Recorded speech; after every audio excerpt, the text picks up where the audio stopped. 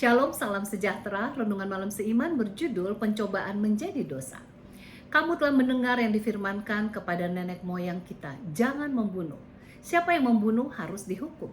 Tetapi aku berkata kepadamu, setiap orang yang marah terhadap saudaranya harus dihukum. Siapa yang berkata kepada saudaranya kafir harus dihadapkan ke mahkamah agama, dan siapa yang berkata jahil harus diserahkan ke dalam neraka yang menyala-nyala. Matius 5 ayat 21 dan 22. Tesis nomor 81. Pencobaan menjadi suatu dosa bila kita menyetujuinya di dalam pikiran kita.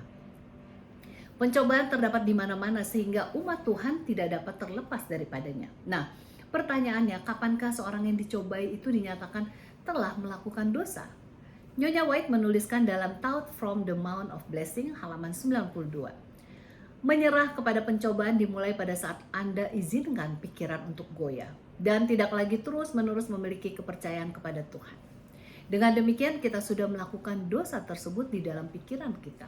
Bila kita sudah memindahkan ketergantungan kita kepada Tuhan menjadi ketergantungan kita kepada diri sendiri, maka kita sudah dalam keadaan yang berbahaya. Kita hanya menunggu kesempatan untuk jatuh sepenuhnya dalam pencobaan tersebut. Edward Fick dalam bukunya Let Me Assure You memberikan 5 tahap yang terjadi agar kita jatuh dalam dosa pencobaan.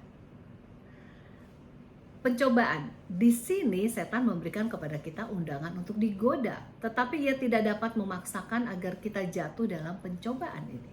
Tidak ada dosa pada tahap ini. Ingat, Yesus juga dicobai. Mempertimbangkan. Dalam langkah ini seseorang masih belum terlibat dalam melakukan dosa. Bila kita bergantung kepada Yesus, maka pencobaan ini akan berhenti di tahap ini. Kalau kita bergantung kepada diri kita sendiri, maka tidak ada pilihan lain untuk Anda melainkan masuk ke tahap berikutnya. Menyetujui. Ini adalah sambutan kita kepada pencobaan tersebut. Dengan menyetujuinya jadi reaksi kita kepada pencobaan tersebut. Kelihatan pencobaan ini menarik sekali. Saya mau melakukannya. Nah, pada tahap ini Anda telah jatuh dalam dosa.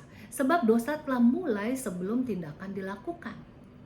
Yesus berkata dalam Matius 5 ayat 22 bahwa bila Anda marah terhadap seseorang, Anda telah bersalah seolah telah melakukan pembunuhan. Jadi tidak perlu untuk berlanjut ke tahap berikutnya sebelum Tuhan menyatakan Anda telah jatuh dalam dosa. Rencana. Bila di dalam pikiran kita sudah jatuh, maka Anda akan mulai mengadakan perencanaan untuk melaksanakannya. Pelaksanaan. Pelanggaran yang telah dimulai di dalam pikiran kita akan dilaksanakan bila ada kesempatan.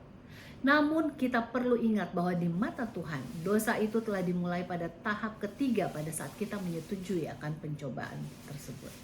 Satu kabar baik ialah bahwa dalam setiap tahap di atas, bila kita melihat bahaya dari pencobaan tersebut dan berpaling kepada Kristus, maka Ia selalu siap untuk menerima kita. Kapan saja kita mau datang kepadanya. Selama kita memiliki hubungan pribadi dan bersekutu dengan Yesus, Ia akan membawa kita bergantung selamanya kepadanya. Bila ini terjadi, maka setan sama sekali tidak akan berhasil menggoda kita. Semoga kita dapat senantiasa menang, sebab telah bergantung sepenuhnya kepada Yesus dalam kehidupan kita. Tuhan Yesus memberkati.